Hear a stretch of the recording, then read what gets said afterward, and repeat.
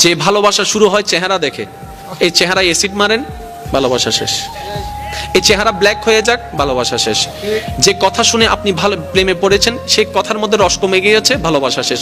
আমার অনেক ভাই বোনের একটা প্রশ্ন করে, নিজে নিজে একটু ভাবে যে আগে ভালোবাসাটা এমন ছিল, কেউ কারোর সাথে কথা না বলে ছাড়া থাকতে পারতাম না, রাতের পর রাত কথা বলতাম, কিরে সময়ের তালে তালে এমন হচ্ছে কেন? আমি শুধু এতটুকু বলবো ভাই, এতটুকু বলবো বোন, আমরা মানুষ, আমাদের কিছু চাহিদার লিমিট আছে।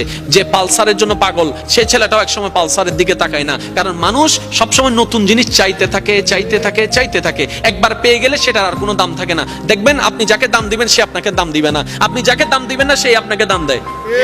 এটা হচ্ছে দুনিয়ার থিওরি, এটা আপনাকে বুঝতে হবে। যে ভালোবাসার নির্দিষ্ট কারণ থাকে, সেই ভালোবাসা বেশি দিন টিকে না। মনে করেন আপনি কাউকে ভালোবেসেছেন তার হাসি দেখে, এই হাসি যতদিন সুন্দর লাগবে ভালোবাসা থাকবে, হাসি যখন সুন্দর লাগবে না ভালোবাসা অটোমেটিক শেষ হয়ে যাবে। তো সত্যিকার ভালোবাসা কি জানেন?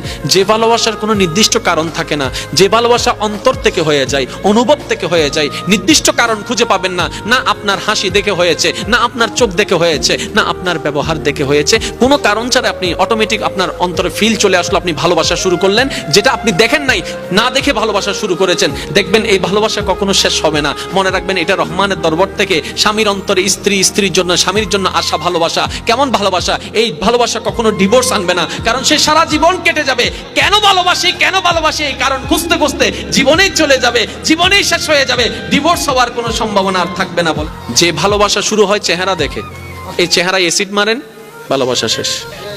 এই চেহারা ব্ল্যাক হয়ে যাক, ভালোবাসা শেষ। যে কথা শুনে আপনি ভালো প্রেমে পড়েছেন, সেই কথার মধ্যে রস কমে গিয়েছে, ভালোবাসা শেষ।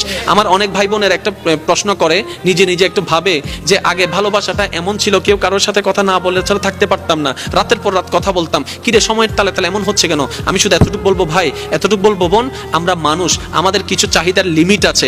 যে পালসারের জন্য পাগল, সে ছেলেটাও একসময় পালসারের দিকে তাকায় না, কারণ মানুষ সবসময় নতুন জিনিস চাইতে থাকে, চাইতে থাকে, চাইতে থাকে। একবার পেয়ে গেলে সেটার আর কোনো দাম থাকে না। দেখবেন আপনি যাকে দাম দিবেন সে আপনাকে দাম দিবে না, আপনি যাকে দাম দিবেন না সেই আপনাকে দাম দেয়।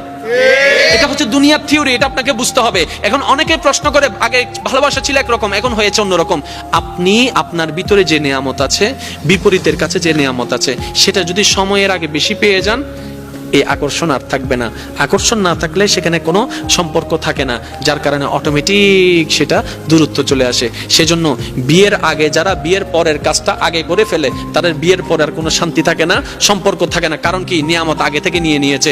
মনে রাখবেন, নিয়ামতকে হেফাজত করবেন। এই নিয়ামতকে যত সেভ করবেন, আপনার ইজ্জতও বাঁচবে, আপনার সম্মানও বাঁচবে, আপনার সুখ খুঁজতে হবে না, সুখ এটা আপনার কাছে আসতে থাকবে। বলেন সুবহানাল্লাহ।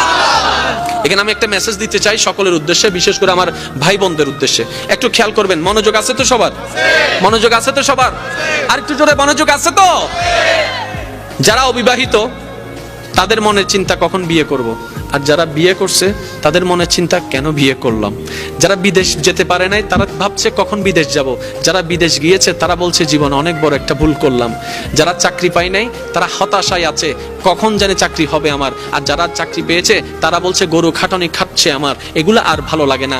যাদের ব্যবসা নাই তারা ব্যবসার পলিসি করার চিন্তা করছে, ব্যবসা এস্টাবলিশ করার চিন্তা করছে, আর যাদের ব্যবসা আছে বলে যে এই জীবন আর ভালো লাগে না। যাদের বউ নাই তারা বলে যে কখন জানি বউ আসবে আমার ঘরে, আর যাদের বউ আছে তারা বলতেছে আহারে কেন যে আমি এই ফুলের মালাটা গলায় নিলাম। যাদের স্বামী নাই তারা বলে যে আমার তো কোনো কিছু নাই, আর যারা স্বামী আছে তারা বলে যে স্বামীটা পাওয়ার চাইতে না পাওয়া অনেক ভালো। আপনি যদি একটু ঠান্ডা মাথায় খেয়াল করে দেখেন, পানেওয়ালা যারা তারাও অসন্তুষ্টি, না পানেওয়ালাও অসন্তুষ্টি, কোটিপতিও অসন্তুষ্টি, গরিবও অসন্তুষ্টি। তাহলে সন্তুষ্টি কারা? তখন ইসলাম উত্তর দেয়, পাও কিংবা না পাও, যতটুক পাও, কম পাও কিংবা বেশি পাও, সর্বদা যদি সুখী থাকতে চাও, পাও না পাও সর্বদা আলহামদুলিল্লাহ বলে আল্লাহ শুকরিয়া আদায় করতে থাকো। পাইলো আলহামদুলিল্লাহ, না পাইলো আলহামদুলিল্লাহ, গেলেও আলহামদুলিল্লাহ, না গেলেও আলহামদুলিল্লাহ। তুমি শুধু আপন রবের প্রশংসা খুশি মনে করতেই থাকবা, তোমার অশান্তি অন্তরে আল্লাহ পাক শান্তির ব্যবস্থা করে দিবেন। বলেন সুবহানাল্লাহ।